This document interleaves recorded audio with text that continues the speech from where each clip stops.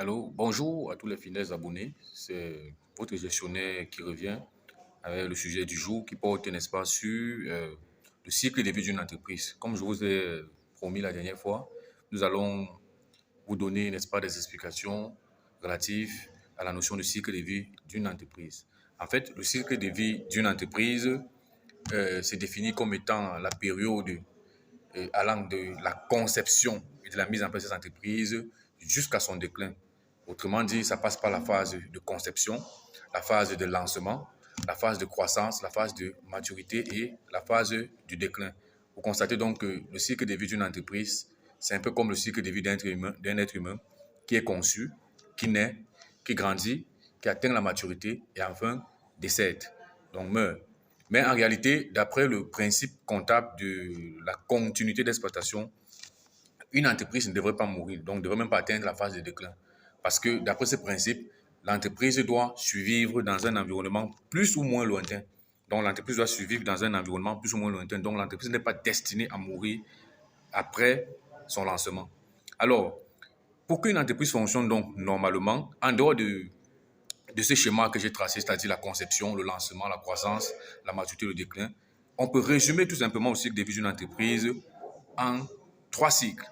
Nous avons dans un premier temps le cycle d'investissement. Donc, quand vous regardez le bilan d'une entreprise, les deux premiers postes de l'actif et du passif constituent le cycle d'investissement de cette entreprise. Parce que le premier poste de l'actif, ce sont des immobilisations. Les immobilisations, ce sont des biens destinés à servir durablement l'entreprise. Donc, c'est tous les biens amortissables au sein d'une entreprise qui ont une durée de vie déterminée et qui font l'objet du calcul des amortissements.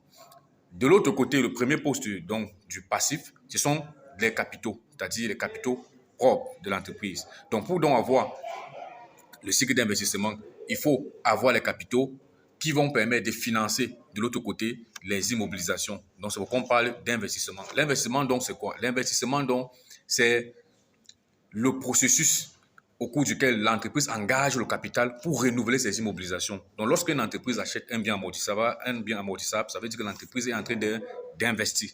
Donc, c'est pourquoi on parle donc de l'investissement. Pour donc investir, il faut le capital. Donc, et lorsqu'on investit, on essaie de définir une politique de renouvellement de ces immobilisations. Parce que pourquoi on achète les immobilisations? On achète, c'est pour produire. C'est pour produire. Et lorsqu'on produit, on crée de la valeur. Lorsqu'on crée de la valeur, donc, l'entreprise arrive à un certain équilibre d'exploitation. D'où la notion du cycle d'exploitation. Donc, lorsqu'on parle de l'investissement, on entre donc dans le cycle d'exploitation. Et le cycle d'exploitation donc, de l'entreprise, qui est le cycle le plus important, parce que c'est dans ce cycle-là que l'entreprise effectue vraiment la majeure partie de ses actions. Autrement dit, c'est un cycle qui se résume en achat de la matière première, transformation et à la vente. Donc, à chaque niveau de ce cycle, l'entreprise dégage des charges, c'est-à-dire les charges liées par exemple aux achats. On peut avoir les approvisionnements en termes de matières premières, on peut avoir les approvisionnements en termes de fournitures liées, etc. Donc maintenant, en dehors des achats, donc, il y a donc la transformation qui est donc le cycle de production de l'entreprise. Donc il faut définir le cycle de production, quel est le schéma productif que l'entreprise met en place. Donc, vous voyez donc que les immobilisations donc, sont destinées à servir le cycle d'exploitation parce que ce sont ces machines qu'on a achetées au niveau de la phase d'investissement qu'on vient utiliser au niveau de la phase d'exploitation. Donc, on définit donc le schéma technique de production de l'entreprise. Dans ce schéma technique, il y a également les charges. Ça peut être, n'est-ce pas, les charges liées peut-être à la maintenance de l'outil de production. Ça peut être les charges liées au paiement des techniciens qui ont la responsabilité de conduire les machines. On peut par exemple parler là de salaire et autres charges. Et maintenant, vous allez voir que en dehors donc de la phase de production qui consiste à la transformation de la matière première en produit fini, il y a donc maintenant la phase de la livraison, c'est-à-dire vente. Lorsqu'on a donc produit, on doit vendre. Il faut, n'est-ce pas, les emballages, il faut les frais de distribution, c'est-à-dire qui nécessitent une très grande logistique. Et ça dégage également donc les charges à supporter toujours par l'entreprise. Donc, vous voyez donc que le cycle d'exploitation donc, est le cycle le plus important parce que c'est dans ce cycle qu'on ressort, n'est-ce pas, le produit fini qui sort en usine avec un coût. Et à partir de ce coût, on détermine donc le prix de vente en ajoutant la marge. C'est donc dans ce cycle-là qu'on calcule en réalité le bénéfice réalisé par l'entreprise au cours de l'exercice budgétaire. Donc voilà, mesdames et messieurs, la notion du cycle d'exploitation. Maintenant, après le cycle d'exploitation, il y a donc le cycle de financement. Quelle est la politique de financement de l'entreprise? Donc, le cycle de financement, donc en bas, vous allez voir plutôt en bas du bilan, parce que j'ai oublié, au niveau du cycle d'exploitation, on parle de l'actif circulant. Donc, après les deux premiers postes du bilan, il y a le troisième qui est le milieu du bilan qu'on appelle l'actif circulant. Là, vous allez voir les stocks, les créances, et de l'autre côté, au passif, vous allez voir les dettes.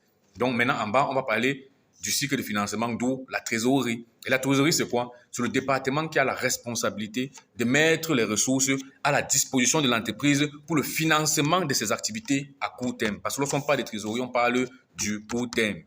Donc, l'entreprise doit pouvoir promouvoir son cycle de financement pour renouveler ses immobilisations et pour financer à court terme son cycle d'exploitation. Donc, l'entreprise doit créer de la valeur. Alors, comment se passe donc la politique de financement au sein de l'entreprise? La politique de financement est de deux ordres. Il y a le financement interne et il y a le financement externe. Au niveau du financement interne, il s'agit tout simplement du financement par ses fonds propres. C'est-à-dire que quels sont les fonds propres de l'entreprise? Est-ce que les fonds propres dont dispose l'entreprise lui permettent de promouvoir son financement? Alors, en dehors donc de ce financement par fonds propres, c'est-à-dire le financement par les capitaux propres même de l'entreprise, il y a aussi le financement externe. Donc, l'entreprise qui a du mal à financer ses charges, qui a du mal à renouveler, n'est-ce pas, ses investissements, peut donc maintenant ouvrir le capital. On parle donc du financement externe, c'est-à-dire l'apport des capitaux externes. Ça se fait à trois niveaux. Le premier niveau, ça peut être sur le marché financier, c'est-à-dire le lieu de rencontre des actifs financiers. On ouvre le capital là-bas et il y a les offreurs et ceux-ci viennent souscrire. Donc, ils viennent prendre, par exemple, les actions au sein de l'entreprise, ils deviennent des actionnaires. Et voilà donc comment ces actionnaires apportent les fonds nouveaux qui vont permettre à l'entreprise de promouvoir encore, n'est-ce pas, sa politique des investissements, c'est-à-dire, autrement dit, amélioration de son plateau technique pour, n'est-ce pas, produire davantage, augmenter son chiffre d'affaires, faire des bénéfices et répartir ces bénéfices entre les actionnaires, c'est-à-dire les apporteurs de fonds. Donc, lorsque on se situe toujours au niveau, n'est-ce pas, du financement externe. Donc, on peut passer soit par le marché financier, comme je l'ai dit tantôt, on parle en ce moment de finances directes, c'est-à-dire c'est une finance au sein de laquelle il n'y a pas d'écran d'interface entre l'offreur du capital et le demandeur. C'est-à-dire que ça se passe directement, les deux se rencontrent directement sur le marché financier. Après, donc, on peut avoir le financement par le système bancaire, c'est-à-dire que l'entreprise peut passer par le système bancaire pour se refinancer. On parle donc de finances indirectes parce qu'il y a donc un écran d'interface entre les demandeurs et les offreurs de capitaux. Les demandeurs donc étant l'entreprise et les offreurs étant les épargnants, c'est-à-dire ceux qui sont venus garder leur argent dans les banques.